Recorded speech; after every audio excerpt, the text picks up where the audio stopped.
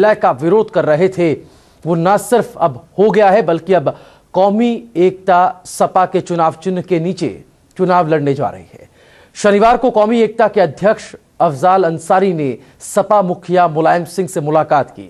इस मुलाकात के बाद अफजाल अंसारी ने ऐलान कर दिया कि अब उनका कौमी एकता का सपा में विलय हो गया है।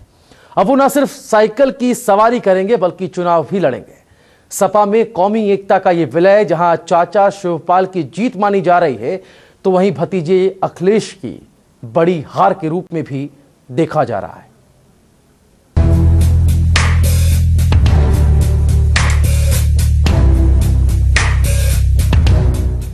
देश का सबसे बड़ा राज्य उत्तर प्रदेश चुनाव के मुहाने पर खड़ा है, लेकिन चुनाव से ठीक पहले जहां दूसरे राजनीतिक दल अपनी अपनी ताकत बढ़ाने में लगे हैं, वहीं यूपी की सत्ताधारी समाजवादी पार्टी अपने अंतर कलह से बाहर नहीं आ पा रही है।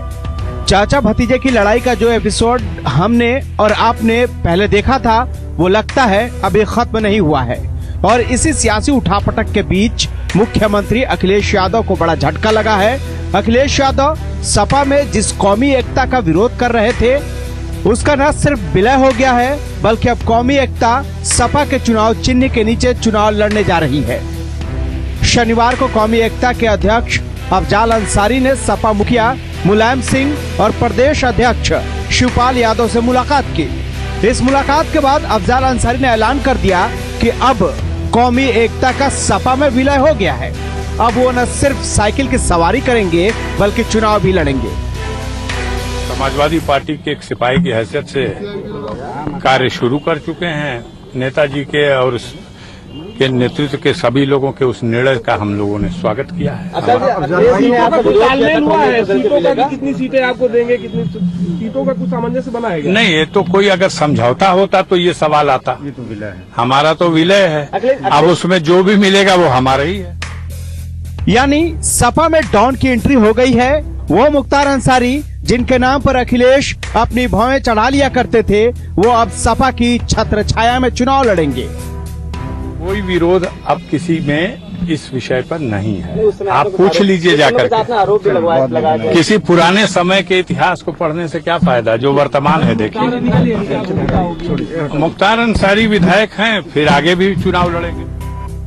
लेकिन सपा में कौमी एकता का यह विलय अखिलेश यादव के लिए एक बड़ी हार है, क्योंकि अखिलेश अपनी साफ छवि की दुहाई देकर इस विलय से इनकार करते रहे हैं, लेकिन चाचा और पापा के आगे उनकी एक न चली। यही कारण है कि अब अखिलेश मौन हो गए हैं। अखिलेश की इस विवशता पर विरोधी भी निशाना साध रहे हैं। वो अखिलेश यादव विलुप्त हो गए हैं राजनीति से ही। वो केवल इसमें ही नहीं, पूरे उत्तर प्रदेश के जनमानस के अंदर वो विलुप्त हैं। अब वो कहीं उनका स्थान नहीं है। वो बहुत ही कमजोर खुदगर्ज किस्म के मुख्यमंत्री साबित हुए। इतना बिना रीढ़ वाला कोई मुख्यमंत्री आज तक उत्तर प्रदेश में हुआ ही नहीं। मुलायम कुनबे में डॉन की एंट्री के बाद अब बीएसपी सपा को गुंडों की पार्टी बताकर ददुआ अंसारी और अमर मणि की कहानी सुना रही है।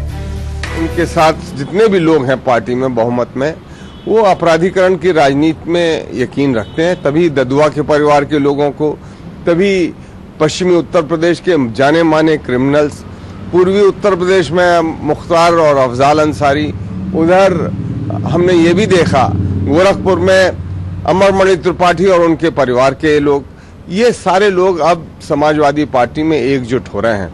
अखिलेश यादव मौन तरीके से इसका समर्थन दे रहे हैं, तो ये मैं समझता हूँ कि उनकी पार्टी के अंदर अब ये तय हो गया कि उत्तर प्रदेश का चुनाव वो अपराधियों के सहारे ही लड़ना चाहते हैं। वहीं यूपी में सत्ता का ख्वाब सजाए बैठी बीजेपी भी सपा पर निशाना साध रही है। देखिए, समाजवादी पार्टी एक पार्टी नहीं है बल्कि एक कुंबा है और कुंबे के अंदर जबरदस्त जंग जारी है।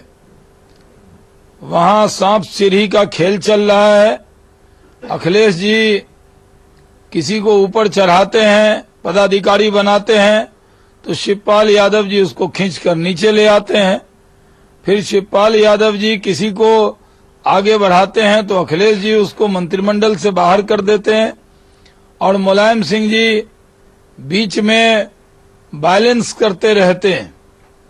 तो पहले तो समाजवादी पार्टी ये जवाब दे कि या तो अखिलेश यादव जी ने अगर ये कहा था कि अफजाल अंसारी और मुख्तार अंसारी का सपा में विलय होने से उनके पार्टी की संभावना खत्म हो जाएगी और अपराध से जुड़ाव बढ़ जाएगा, तो या तो अखिलेश यादव जी की बात सही है या शिवपाल यादव जी और मुलायम सिंह जी की बात सही है।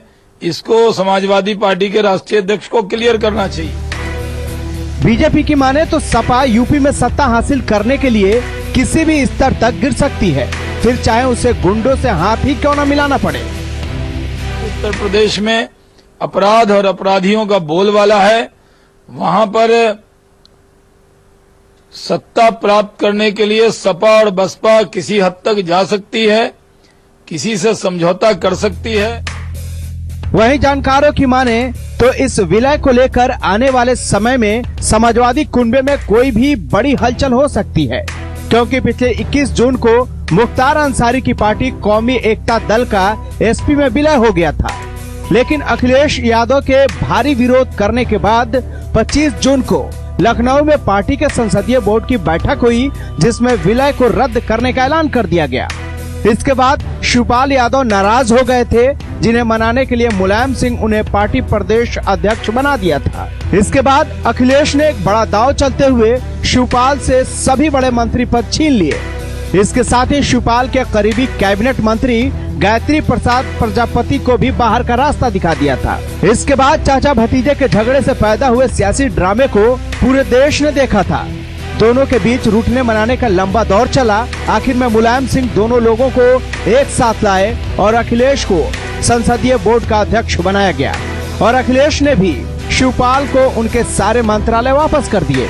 लेकिन अब जो हुआ है वो न सिर्फ अखिलेश के विरुद्ध है, बल्कि उनकी सोच के विपरीत है।